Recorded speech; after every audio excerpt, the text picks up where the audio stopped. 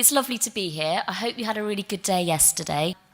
I was just reflecting on the train up that I always really like this conference. I really look forward to coming.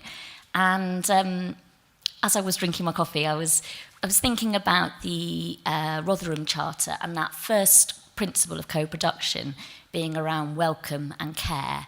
And I was just thinking, in challenging times, what an important principle that is for good partnership working. And I always feel really welcome here, and I hope that you do too. What I'm going to do in this slot is reflect on the journey, in case you missed it, 10 years of parent participation programme, and just give you a snapshot of where we are today and a very brief forward view. Parent participation is 10. Of course, that's not entirely true. Of course, parents worked in partnership with services before 2008, and there's some, areas that really trailblazed the way, like Cornwall and others. But in 2008, Aiming High for Disabled Children, I think, really set a national ambition around co-production for the first time. And I think we can see that as the mark of a truly national programme of parent carer participation.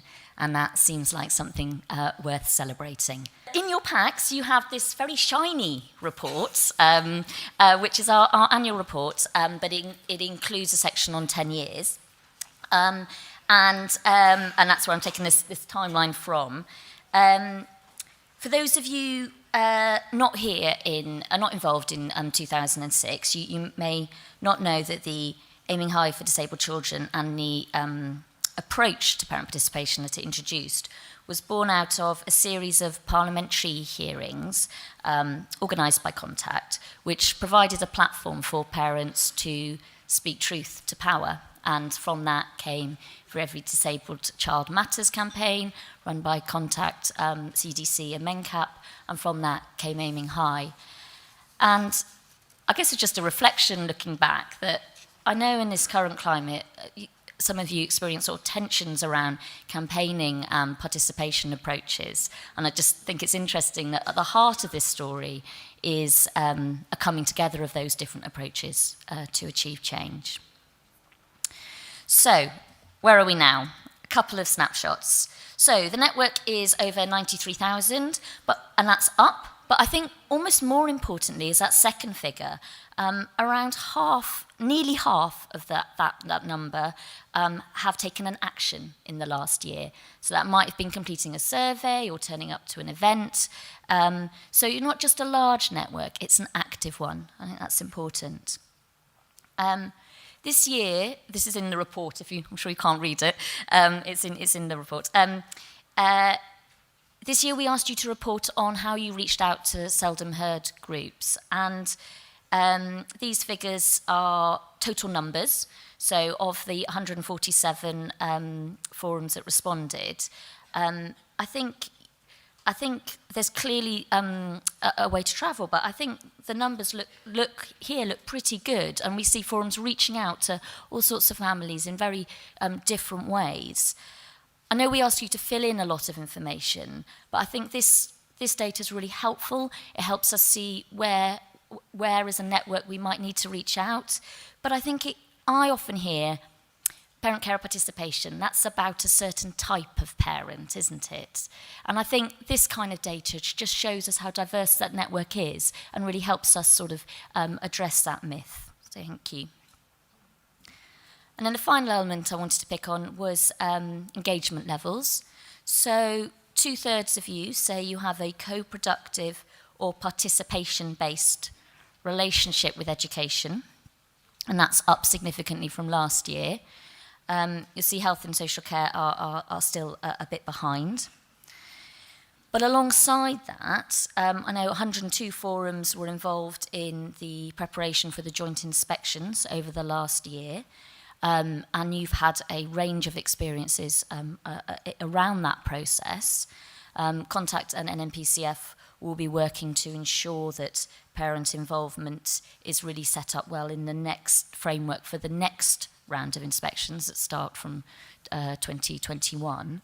But I'm sure we'd all really welcome recent announcements for a commitment to re-inspect areas that have a written statement of action. I think those start from December. I think that's a positive move, and I'm sure you will be all involved in that process.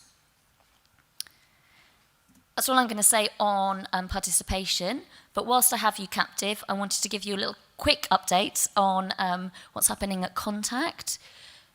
To some of you, we are the annoying people that chase your receipts and get you to fill in loads of forms, but we do wider work, and I am increasingly really interested in how we can work together with you as forums to work out how we can best support families in your area. We've been talking to some of you about how we might better do that in partnership with you. I'm really grateful for your input and for input from the NNPCF, and if anyone's interested in talking to us about that further, we would love to do so. A couple of highlights wanted to flag in terms of our family support. We all know that for many families, getting support early is really important. And working with parents, we've developed a new early support programme, which is called Brighter Beginnings. I describe Brighter Beginnings as a bit like an NCT programme for families with disabled children. It's about what you learn, but it's also about the connections that you make. We're delighted to be able to deliver a version of this through some Department of Education funding in partnership with CDC and others, but we'll deliver it wherever we can get the funding to do it. And on a similar note, I think some of you might be aware of our helpful guide that we published last year. That is available to families free on our website, but as a forum, if you'd like to give it out, if you can cover the print and postage, we're happy to send you copies. It's designed to be the sort of keep calm and carry on, the sort of first thing that you read. And then in terms of information, our central information and advice, so that's our helpline online, delighted to be working again in partnership with CDC, it's a little theme here, with support from the department, funding from the Department of Education to continue to provide our central information advice service. There's going to be some developments to that service this year, which we're doing in partnership with parents, largely around online, so increasing the amount of self-service, so enabling parents to access some of the grants databases or benefit calculations, do benefit calculations themselves on the site. So we'd really like your feedback on that as we go forward. And working with CDC, we're looking at how the central service can best work with local SENDIAS services as well, which is an exciting development for us. And finally, in terms of influencing change, contacts campaigns, it's all about the money for us this year. Next week, we launch our Counting the Costs report, which is on family finances. It doesn't make for great reading, and we are concerned about the rollout of universal credit next summer, and family finances is something that we will be campaigning on across the year. And the other aspect around funding, as you know, you will see the impacts of cuts locally. We will continue to campaign as a Disabled Children's Partnership for increased funding for health and social care services for disabled children, and we'd like to see that as part of the next comprehensive spending review. So, I've got 1 minute before I need to hand over to the Minister, so looking forward. Gail talked already about how we work with, that we're working with CDC and kids around children and young people's participation. That's really exciting. We want to look at how we can learn from each other, and we're grateful for continued support from the department for that. I'm conscious that, before I close, that this morning's been very upbeat, rightly, but we need to acknowledge, I think, that it is really tough out there. Financial pressures put a strain on services, on joint commissioning relationships, and on your relationships with local authorities and CCGs, and also sometimes your relationships with other parents who are just incredibly frustrated with progress and want better for their son or daughter. And I just wanted to reflect, really, in closing, that emotions really run high in our world, because it matters. It all desperately matters, and people are more or less skilled in communicating that sometimes.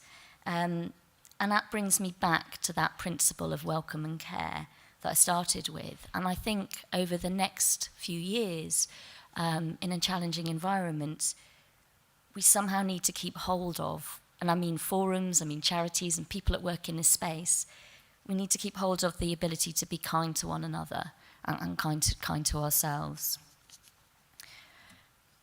So to finish with a final quote from the report, something quite magical happens when people sit down together, talk, listen, work things out. Barriers come down, fear and ignorance flies out the window, and respect and understanding and goodwill takes its place.